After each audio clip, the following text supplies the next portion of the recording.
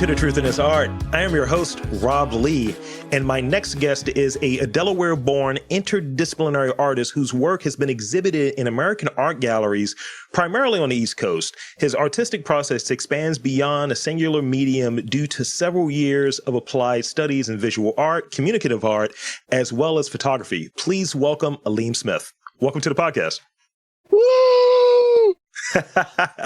Hello, everybody. It's Alim Smith from Wilmington, Delaware, as he just stated. It's a pleasure to be here, man. I think, yeah, absolutely. I think you might be the first Delawarean. Is that what you guys are called? What do you guys called? We are called Delawareans, and that's probably true. It's not a lot of people from Delaware doing a bunch of stuff, but there's a few. There's some artists that are making some waves out here. I feel like Delaware Wolf is a missed opportunity, but we'll talk about that later. Delaware Wolf? What's Delaware Wolf? I just feel like there should be like werewolves from Delaware. Oh, that would be... It sounds right. Have you ever been to Delaware? I've been through Delaware. I never stayed, but the part I was through, I was going up there to Rhode Island. It looked beautiful. It's one of my next kind of little staycation situations because I'm on the East Coast as well in Baltimore. Oh, perfect. Oh, yeah. Oh, no, this is perfect for a little chill getaway. Like, it's many parks and trees, and it's beautiful. And it basically, like, shuts down at, like, 6 p.m. Like, I could imagine werewolves walking around. Like, it's, like, empty at 6. At 6 p.m., it's empty. I'm just giving you source material for one of my later questions. So So I want to start off by asking you to tell us a little bit about yourself, your background, where'd you grow up, and, you know, what are some of those early visual experiences that, or personal history that led you to art making? Oh, all right. So I grew up in Wilmington, Delaware, 2-parent household, or like small apartment, but it felt spacious and luxurious. Some of my earliest memories of art. Do you remember, what was the name of this video game? It was like Super Mario Paint. Oh, snap. Okay. I had Super Mario Paint, and there was like a little pad and a little mouse pad, and you could draw. You could do like it was like the first digital art program. Hell yeah. I don't really even remember using it, but my friend says I would be on it for hours. And then one of my other like first memories with art, I remember I had a project where I had to draw fire in kindergarten for something. I just had to just draw fire. And I remember my brother and my mom were pointing out to me that there were more colors in fire than just red. This is true. Yeah, and they were like, it's blues, it's oranges, it's whites. And I think that opened my mind up so much at a young age to just look at things differently. That's really cool. I think that's one of the things that young kids, it's just like, y'all like drawing fire. I'm going to make fire today. This is going to be great. Mm-hmm. It's like trying to draw. This is going to be a reference.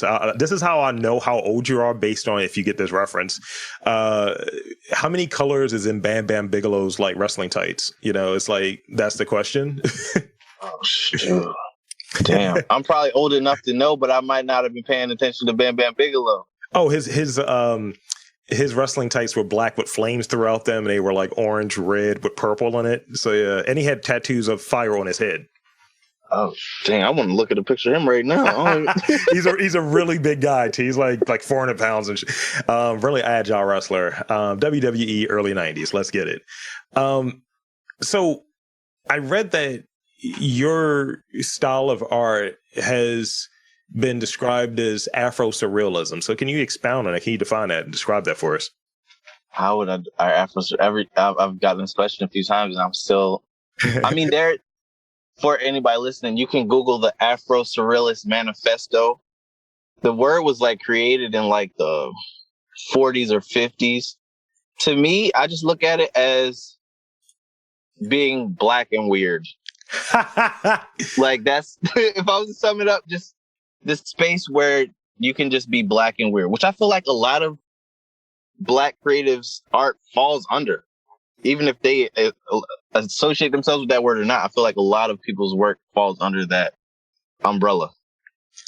Yeah. And as a person who is a black weirdo, yeah, I mean, some of us go into podcasting and ask really off-color questions that have that culture element to it. It's like certain questions like, yo, what you put in your greens? Right. Like you like sugar in your spaghetti? Like, what do you know, that are kind of those fringe questions that have nothing to do with the interview, but you use as a checking mechanism. So, yeah, I mean, but I think there are definitely elements of memes in your work and stuff like that. So, yeah, I mean, that term is interesting, but your work is very intriguing to me. And that's going to be another question that comes up at the very end that we're going to talk about. But I read this going back, because I wanted to at least start off with the Afro-Surrealism point, but going back, I read that you sold your first piece of art in middle school. Is that true? And tell me more about that.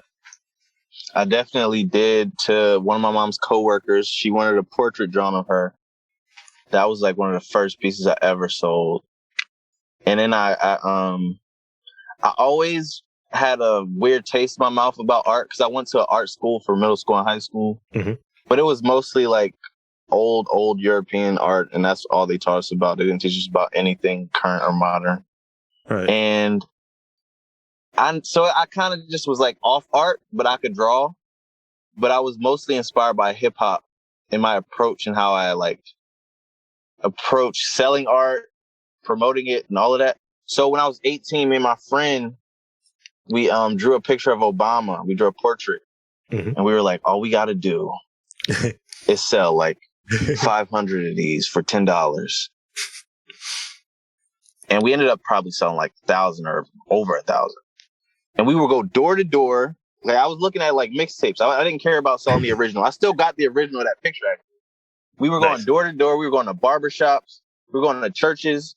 We pulled up at the inauguration. We were just hustling it like we were selling the mixtape. Yeah. So so early on, like having that experience of selling that first piece when you were in middle school, and it just kind of like you always had your eye in that art entrepreneur kind of middle point space, right? Mm-hmm.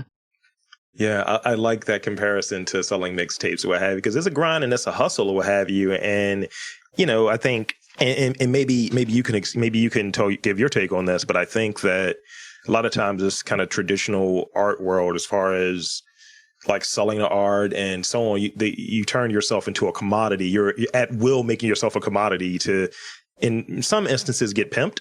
And if you're doing it, on yourself, taking that by yourself and kind of taking that mixtape kind of DIY approach, because if your artwork is DIY, you're doing the work, then if you're enterprising and able to sell your stuff in a way that is keeping you fed, keeping a roof over your head, keeping you with supplies, why is that like looked down upon, I think it's because art, just the idea around art is just like bouginess.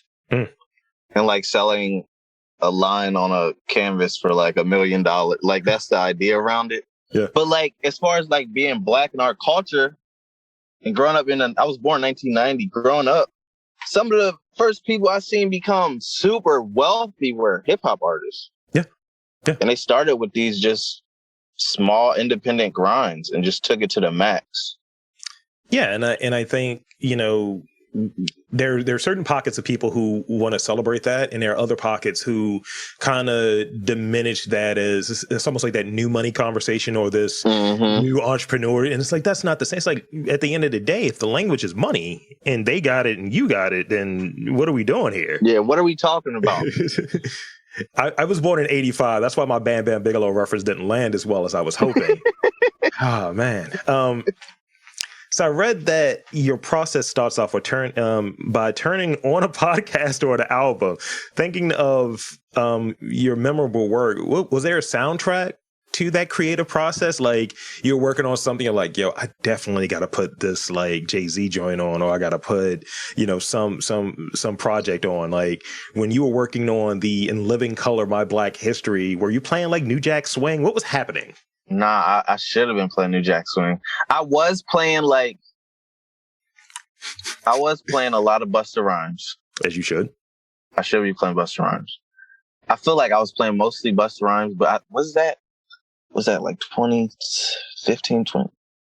I probably was playing a lot of Kendrick when I was working on that series, to be honest. So step back, describe that series for those who may not have seen it. Because one of the things that comes out of this podcast is, people may not know about every piece of your work. They may know you from this or that. So I get it. It's not a visual medium, but describe what that project was about.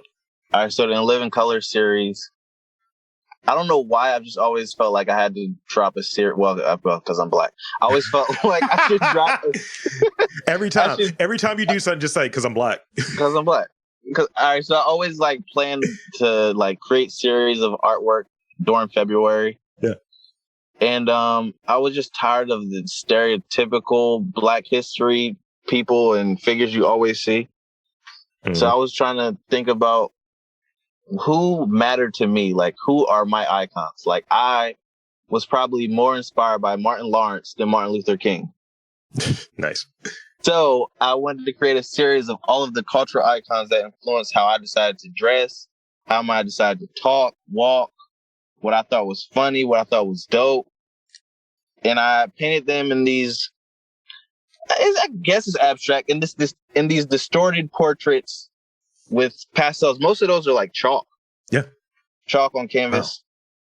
Wow. With pastels and like acrylic backgrounds for the canvas. And yeah, it was just my interpretation of my Black history.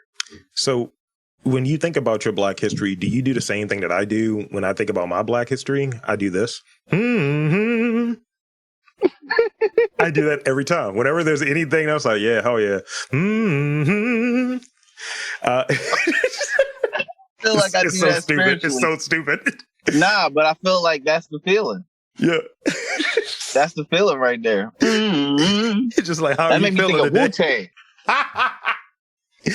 Yeah, I think that's clear though. That's claro when you say these are my representatives, right? Of how I look at the culture, how I look at what represents me. I think that there's definitely a fair amount of overlap that's there. And I remember growing up, you would see the same thing, those same kind of, at least in Baltimore, you would have these kind of like printouts, these drawn versions of, he's canceled now, but you got like Bill Cosby, entertainer, is like, yes. And you just see like the same people every year, and having that shift of what does Black history look like? What do Black creators look like? We didn't stop in the 80s. We as we've gotten bigger and more crossover appeal, right? We gotta update that. We gotta refresh that data. We have to. So I like that you did that and you put your spin on it, because I think that's important. It's like when you have rappers, right? A lot of those instances they would exclude rappers, and it really tells you, it really dates itself. So to your point, if you're born in the 90s. And then there's no rappers in the conversation of what you're seeing in like Black history representation. That's nuts. Something's missing. Something's an oversight. Yeah. Who did this? Yeah, something's crazy. If Allen Iverson's braids ain't in the conversation, what are we talking about? Right. Like, there's so many. Man, if he was born in the 90s, there's so many moments that are just historical now. Yeah, I mean, like if your things are still moonwalking, we got issues. And then the other thing is, it's like there's certain industries that Black representation wasn't in. If you go back far enough, and it's just like, where are your clothing designers? It's like, no, let's upgrade that. Let's pay homage to who was there, but also let's make it expansive. Yes, let's take it to a whole new level. So, who or what were the strongest influences on you growing up in these terms? Artists, movies, cartoons, comics, etc. In a pop culture kind of way, what was that strongest influence for you? Perfect. I love this question. All right, so Allen Iverson's braids. Yes, Allen Iverson's braids. That was a pivotal role in my development as a child.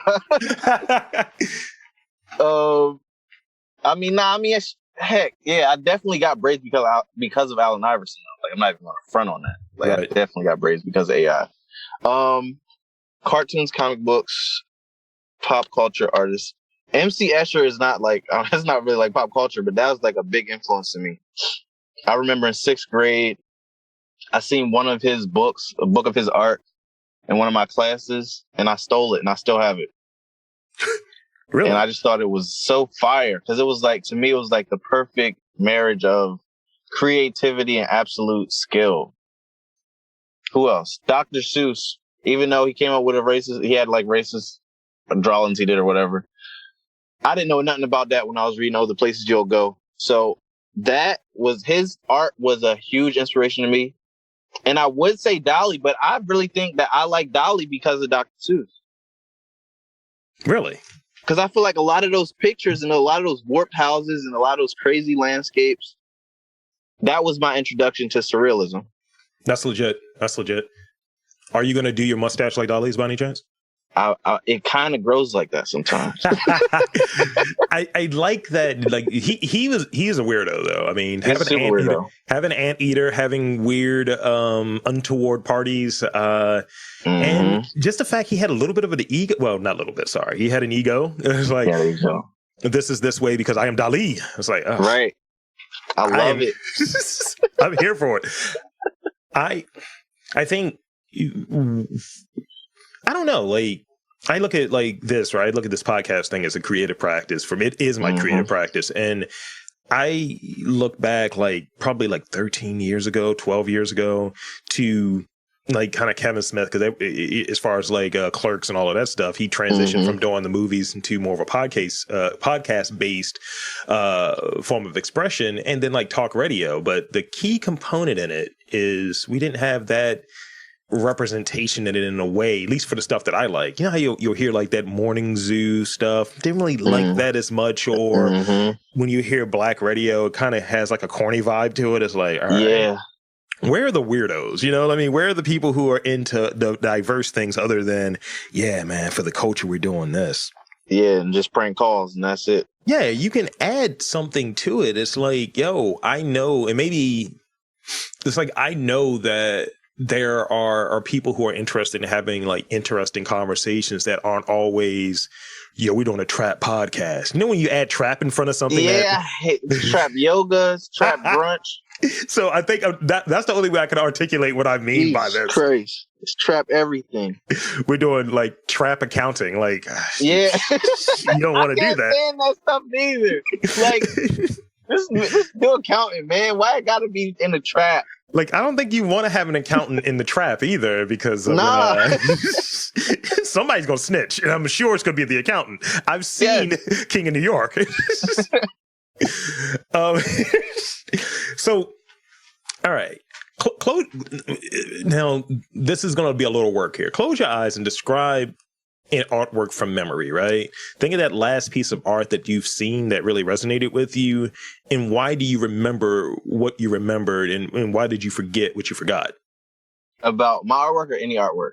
Just whatever comes to mind, whether let's say you're in a studio right now, you looked at one of your pieces, what recently just crossed your face, across your eyes, from an art perspective? The most recent picture that I remember that I really, really love, because I usually when I was growing up, I absolutely couldn't stand just throw some paint on a canvas, but have some deep meaning behind it. So now it means something.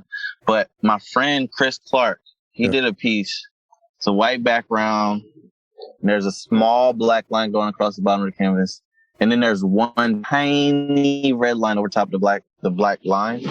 And it represents redlining. And I'm like, this is the dopest way to simply make that. Yeah. That's the dopest way to do it. That's like minimalism. Yes. He did a minimalist piece on redlining, and I'm like, that is so fire. And so was it the colors that stuck out, the minimalism that stuck out? What really resonated for you with that piece? Because you're describing it from memory, and it makes me want to see it. And that's an exercise, right? Like, you know, when someone says, oh, well, when I think of one of Alim's pieces, it's like, oh, I'm going to look at the eyes being this sort of way. I'm going to look like, oh, that's Jay-Z right there. So what about your man's piece that really stuck out for you? Was it the color, or was it the messaging that was there? It was, I value so much the ability to express an idea in the simplest way possible. The fact that he just has 3 colors on a canvas. But if someone was just to say red line, you'd be like, oh my God, I get it. That's perfect. That's perfect. You did it. I did it. It's just how simply he was able to express something that's such a large concept. That's legit. I think I appreciate that too, when someone's able to take something that has a lot of different layers to it and just put it out there in an authentic, like an authentic way that is accessible. Like, like this is a red lining, you know, that you just feel like someone, it just pings and hits somebody. And it has a message that, because I'm gonna assume that your man's is a black dude, right? Yeah. So I mean, it's kind of to say like we get it, like we know it's good, we know it's up here. So I got two more real questions for you, and then I got those rapid fire questions that I love rapid fire questions. I'm sure you're gonna be ready for. I can't wait. Can you tell us about your studio? What does a typical day look like? And do you share space or ideas with other artists when you're working, or is it more of a solitary? Well, actually, it's three questions. So I'm going to start off with the first one. Can you tell us about your typical day and what's that studio situation like? All right, my typical day in the studio. A lot of my art comes to me when I write. So I might put a beat on. I might just listen to some instrumentals. I might start making a song. I've actually have hours and hours of recorded material that I have not shared at all. But I like coming up with ideas through words first. And then once I come up with something that's like really slick or interesting, then I'll start like constructing the idea and drawing it out and like planning it out. I almost approach like outside of the memes and different things, when I'm like trying to make a deeper piece, I'm almost constructing it like I'm doing architecture or something. Like I'm really planning it out. So the average day in the studio is me chilling there, just thinking about stuff, listening to the 85 South show, listening to different podcasts, might listen to some comedians. I might draw or scribble. Yeah. Might not. I really will just critique my ideas for hours until I find one that is like, I like that. As soon as I get that feeling, then I'll start working. I on occasion, like, so I do two other podcasts outside of this. I do something that might be a little 85 South is. And I find like, you know, I can do these conversations and these are authentic and these are very informational and they're great. And then I'm like, I have to have something for that comedic outlet or what have you. And I was, you know, going to this screening that I was hosting yesterday and I saw like two people arguing and it was like not a great argument. And it was just like, this is going to end terribly. This is going to be bad or whatever. But then I observed what they were wearing and they had like the kind of fuzzy like fleece that looks like teddy bear fabric. And I was like, yo, you can't threaten nobody wearing like a teddy bear shirt, my guy. I was like, it's just two angry Care Bears out here in the streets of Baltimore. I was like, this ain't nothing. I'm going to get to where I'm going. And it was like, this should have been in a bit. I wrote it down. I was like, nah, this is funny. I got to write this down. Gotta write that down. It's a lot of cute thugs out here. It's a lot of like, but that's literally part of a process for me. Cause when I'm feeling like kind of empty in some of these other spots, like when you're not on, because a lot of times you get into spots where you improv. Like I can ask standard questions, but it wouldn't feel like a conversation, right? So you got to be able to interject and be able to improv on the spot and be able to have funny observations, depending on how the person is and whether they kind of are on the same wavelength. And I feel like you are. And that's that thing. But if you're just sitting there and you're like, yo, I'm unfunny, I got nothing interesting to say, then that makes your questions seem a little like flat and standard, you know? So this one I'm interested in, and I think it ties a little bit to that previous question, which is why I think they were together initially. Do you share space or ideas with other artists while you're working, or is it more of a solitary like routine for you? I kind of, because like I'm a huge fan of comedy, like giant fan, and I feel like that's kind of inspired my art practice a bit. So I've really tried not to even pay attention to what other artists are doing too much. If I see my friends' work, I'll share it. I'm not looking to see what anybody's creating, only because, not because I don't love art or anything. It's so easy to copy. It's so easy if I see something dope, it's so easy to be like, I want to do that now. Damn, I can't do that now. So I haven't really done a lot of collabing, but I want to start collabing just because I can't copy what you did, but I think it's so dope. Let's just make something together because I want a part of that. Even if I can't paint it or do it, I want a part of that just because it's so dope. And I think we can make something dope together. And I just recently, well, not recently, but like a couple years ago, found out that Cubism was made from Picasso collabing with another artist. I was like, oh, well, wow. Shit, I want to invent another style. I want to invent another genre of art. No, I feel the same way. I don't say this too often. It's very rare that I listen to podcasts because, they have like certain ideas on what a podcast is and what it isn't. And you start letting that get into what you're doing because, it's a very DIY thing. And you want to see what's successful, what sells ultimately, what people are looking for instead of being true to what you want to do. And then it muddies it up and then you love it less. And I remember at one point, if I listened to these people, I would have been doing a 20-minute Joe Rogan like podcast and not making any money and hating myself. Yeah. Instead of doing something like this that I find interesting and I get to steal. That's the thing. I get to steal from you artist types all the time. Yeah. Tell me more about your process. Oh, really? Cubism? Yeah. Right. And I'm going to use it in another podcast. It's like, so as I was talking to the great Alim Smith about cubism, it's just like, shut up. You don't know anything, That's dope though. Yeah, like I like that idea. I love that. I still I'm actually talking to people in real life. That book's still like an artist. Yes. I when I did the screening yesterday, it was like different people who had been on the podcast who came. And I started off, I was like, this whole movie screen is just a stroke of my ego. I just invite people that have been on my podcast so they can see me run on a stage because they didn't see me in person when we recorded. That's all it is. That sounds dope, though. I love that podcast and have become live nowadays. You gotta come down for the next movie screening, man. Man, I'm down. Look, you like 2 hours away? You ain't even that far. I mean, we're gonna do Belly probably. Yeah. A word? Yeah. When?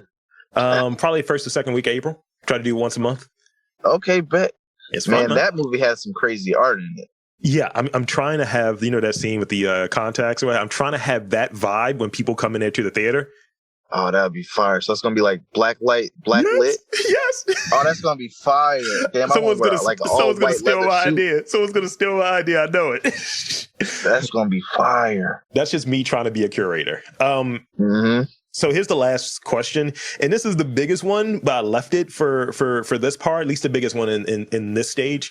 Right. So how did the opportunity with FX's Atlanta come about, and what's been a response so far? And for those, again, who don't know, give them that rundown of what your connection with Atlanta is. All right, so all of this is nuts. This whole Atlanta thing is nuts. Because, all right, so in high school, Donald Glover was a part of like a comedy team called Derek Comedy on YouTube. I have Mystery Team? I have that movie. Yes. A lot of people don't. They got introduced to Childish Gambino and all this other stuff. I was watching Donald Glover since high school. I remember when his mixtapes were ironic and a joke. Yes. So like, I've always been a fan. I've painted him a few times, but not like seriously, but just sketches and stuff. So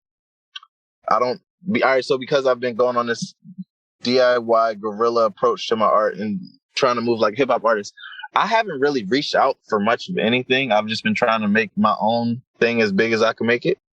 And one day I just got an email. Like, I don't know how they found me. I don't know what they was looking for. I just got an email from Eclipse, who was like, they do like all of the billboards for almost every movie and film and show. They hit me up. They was like, would you be interested in working on promo artwork for the next season of Atlanta? I'm like, are you serious? Of course. And then it's like, I'm already working on something right now. What do you mean? Yeah, I was already sketching them anyway. I already painted Lakeith anyway.